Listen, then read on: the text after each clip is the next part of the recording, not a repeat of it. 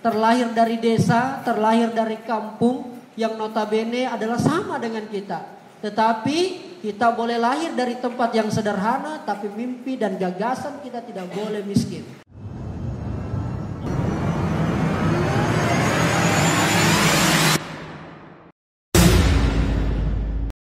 Alright, nice people. Sekarang kita sudah ada di Kabupaten Takalar, tepatnya di kantor Bupati. Kita bersama teman-teman Sekolah Kepemimpinan Merah Putih. Mudah-mudahan ini sangat seru karena bersama teman-teman OSIS. Assalamualaikum. Masya Allah, luar biasa. Selamat datang. Ini ketua nih? Iya. Masya Allah. Founder. Co-founder, Masya Allah, luar biasa. Selamat Keren. datang di Takalar, Pak. Sama-sama, Boy. Baru saya ke Takalar lagi nih. Oh, iya. Seandainya kita tidak undang saya ini ke Takalar. Makanya Masya yang Allah. harus rasakan Takalar.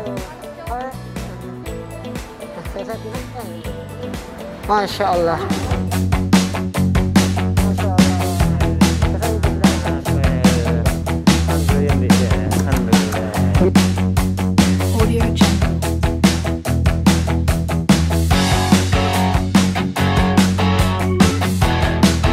Biarlah seleksi alam yang menilai siapa pemimpin masa depan yang akan bisa mewujudkan masa depan Takalar.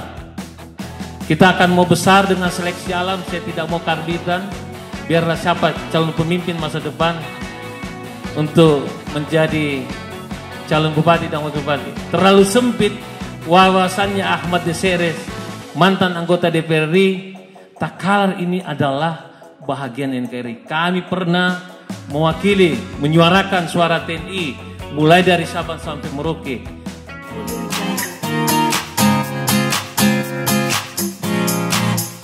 Tidak banyak yang saya bisa sampaikan pada kesempatan ini. Satu saja, saya waktu sekolah sangat merasakan bagaimana pentingnya yang namanya karakter leadership.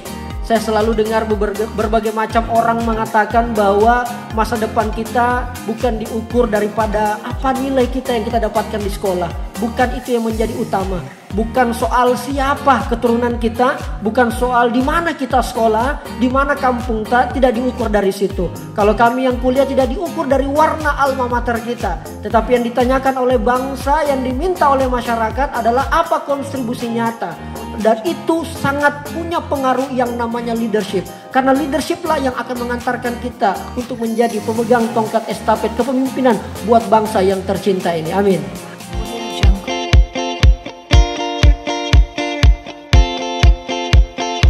Senang sekali saya bisa mendapat kesempatan yang luar biasa, yang tidak banyak anak muda dapat kesempatan bisa berdiri di depan teman-teman semua sebagai pengurus OSIS, ketua OSIS.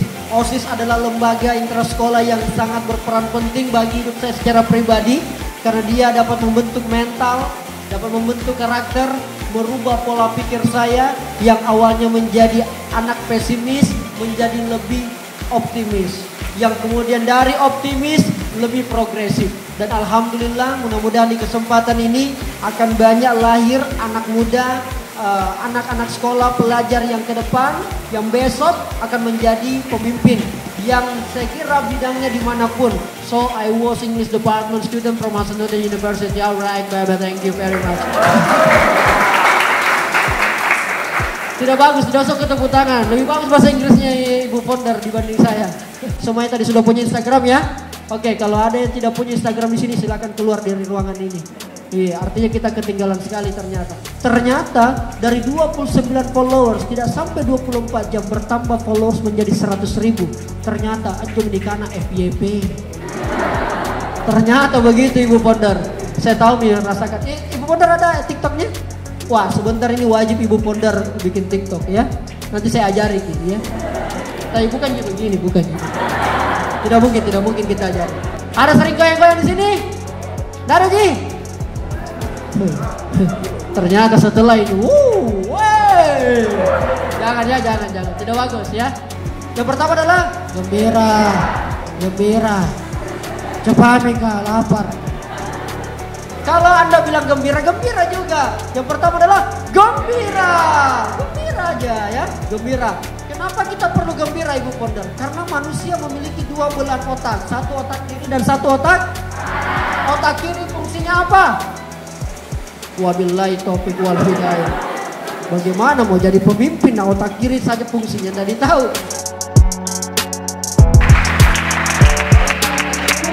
Tetapi saya adalah Muhammad Rijal Jamal, anak muda biasa sama dengan adik-adik. Terlahir dari desa, terlahir dari kampung yang notabene adalah sama dengan kita. Tetapi kita boleh lahir dari tempat yang sederhana, tapi mimpi dan gagasan kita tidak boleh miskin. Kita betul-betul harus kaya akan gagasan. Karena kekuatan dan power terbaik yang dimiliki oleh anak muda adalah ide dan gagasan. Itulah kenapa di berbagai macam teori, cek semua teori yang ada, baik itu secara agama Islam maupun teori Barat, sudah mencatat bahwa tidak ada perubahan dimanapun, di bangsa manapun yang tidak diawali oleh kaum muda. Semangat! Bahwa segala permasalahan di bangsa ini semuanya bisa dilakukan kalau kita berikan kepercayaan pada anak mudanya. Coba kasih ruang ibu founder mengerjakan sesuatu. Coba kasih teman-teman OSIS untuk menyelesaikan masalah. Maka saya yakin mereka akan berpikir bukan persoalan jabatan, tapi ini kesempatan saya. Saya harus aktualisasikan saya punya kemampuan. Saya harus cari solusinya dari masalah yang diberikan kepada saya. Itu kalau anak muda dikasih tanggung jawab.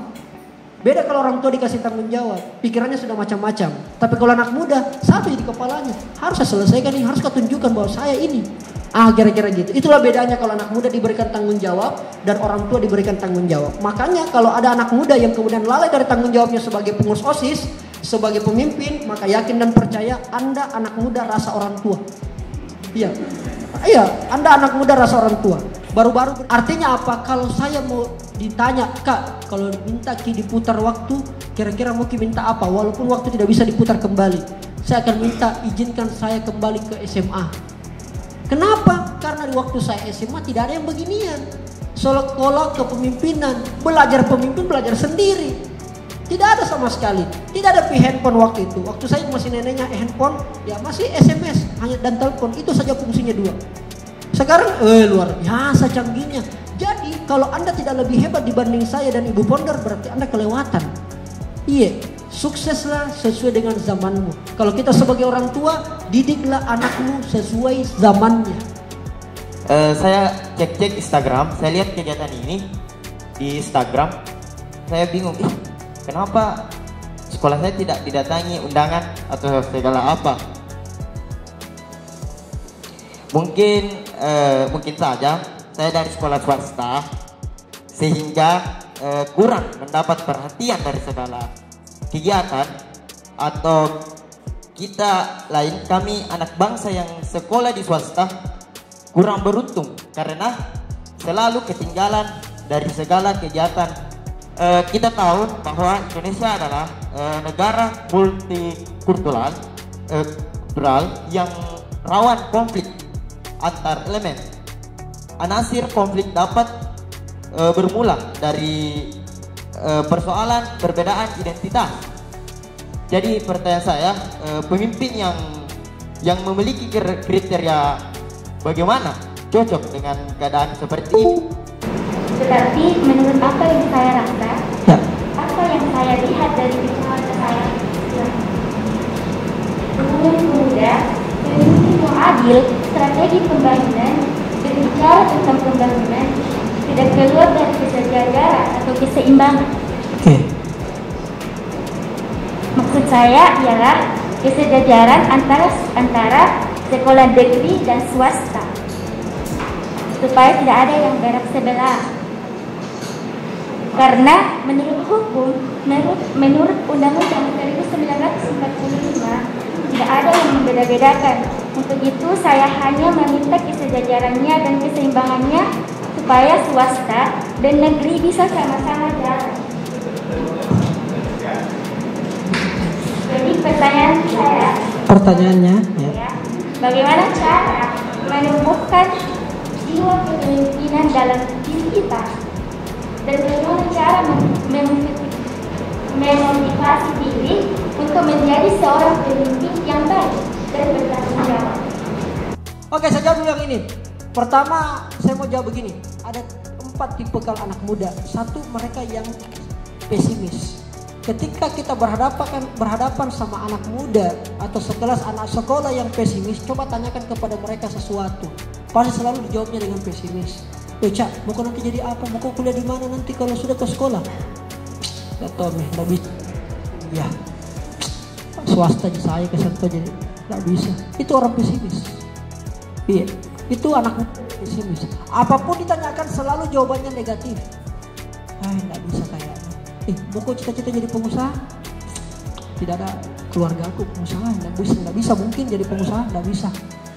Selalu pesimis. Itu tipikal pertama.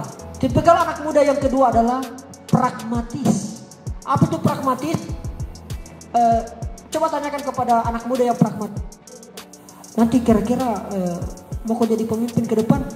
Nanti Tommy dilihat bagaimana? Kalau ada ya, tapi kalau tidak ada ya, mau dia apa? Nah begitu.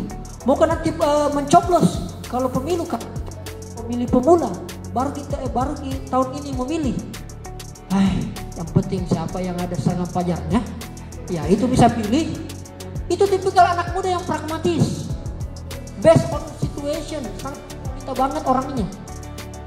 Tipikal anak muda yang ketiga adalah optimis. Coba tanyakan kepada anak muda yang optimis ini, selalu jawabannya adalah positif. Dia selalu menjawab dengan hal, nanti mau jadi pengusaha, insya Allah pasti saya bisa. Pasti akan. Nanti kira-kira kalau kau selesai kuliah, selesai sekolah, mau kuliah di mana? Di kampus negeri atau di kampus swasta? Jurusan apa? Jurusan IPA atau jurusan eksak atau non eksak? Saya yakin sekali saya bisa lulus di eksak. Saya mau jadi dokter. Saya coba dulu. Itu adalah generasi muda yang optimis. Yang adalah mereka yang progresif. Tanyakan kepada anak muda atau anak sekolah yang memiliki tipe ini progresif. Ketika ditanya, mau kau nanti jadi pengusaha? Mau kau nanti jadi pemimpin? Saya pasti bisa jadi pemimpin. Saya akan coba lakukan dulu. Ternyata ketika sampai waktunya tidak jadi pemimpin, apa yang dilakukan? Dia coba lagi. Mau jadi pengusaha, dia bangkrut, dia gagal, dia bangkit lagi. Nah itu tipikal anak muda yang progresif. Ada halangan, ada hambatan, tidak menjadikan itu sebagai halangan. Dia tabrak, dia carikan jalan. Itulah yang progresif. Selalu beradaptasi dengan perkembangan, itulah anak muda yang progresif. Makanya teman-teman, mau swasta mau negeri bukan jadi soal. Saya bilang tadi, ukuran kesuksesan hari ini tidak dilihat dari sekolahmu dari mana. Kurang jelas apa yang ini. Saya rasakan, saya SD ku SD biasa, SMP ku di pesantren, swasta, SMA aku kemudian adalah sekolah paling ketinggalan. Bahkan dibilang itu Rijal bisa ketua OSIS karena tidak ada saing. Sampai saya dibilang begitu. Saya bilang tunggu 5 tahun kita ketemu di level yang sama. Saya bilang begitu. Dan akhirnya apa? Itu yang orang selalu bilang, sekarang malu-malu ketemu sama saya. Ya jelas. Kenapa orang anggap seperti itu? Karena bukan ukur. Dia lihat kita bukan persoalan apa yang kita punya. Rumah berapa, mobil berapa, tanah berapa. Enggak. Saya masih percaya bahwa yarfa'illahul ladzina amanu minkum wal ladzina utul ilma darajat. Diangkat derajatnya bagi orang-orang yang berpengetahuan dan punya iman. Itu aja 2. Kak, bagaimana kalau kita dapat kendala? Apa yang harus kita lakukan? Tuhan sudah bilang dalam agama saya Tuhan sudah bilang kalau kau dapat masalah 2 cara. Wasta'inu bis-sabri was-shalah. Hanya sabar dan sholat. Sudah sabar dan salat itu saja kau lakukan. Selebihnya jangan kau lakukan urusannya Tuhan, tidak usah kau ganggu. Dia yang rubah orang, dia yang rubah takdirnya orang. Yang penting kita sudah sabar dan sholat, berusaha.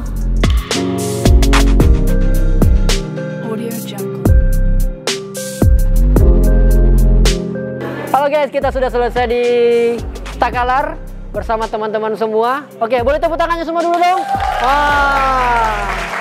Bersama co-founder, bersama Kakak Mayang selaku founder dari sekolah Pemimpin Muda Merah Putih. Luar biasa. Mudah-mudahan ini semakin bermanfaat. Keren banget tadi ya. Iya, Kak. Luar biasa. Ada mau disampaikan Kakak Mayang? Ya, semoga kesan-kesan kolaborasi kita dengan Karya itu bisa terus berjalan dan Amin. kita bisa memberikan movement yang lebih luas, lebih jauh dan lebih bermanfaat untuk masyarakat, Kak. Kalau co-founder ada? Bersama kita bisa. Weh, bersama kita. Oke, see you. Pokoknya teman-teman, ini adalah kesempatan kita.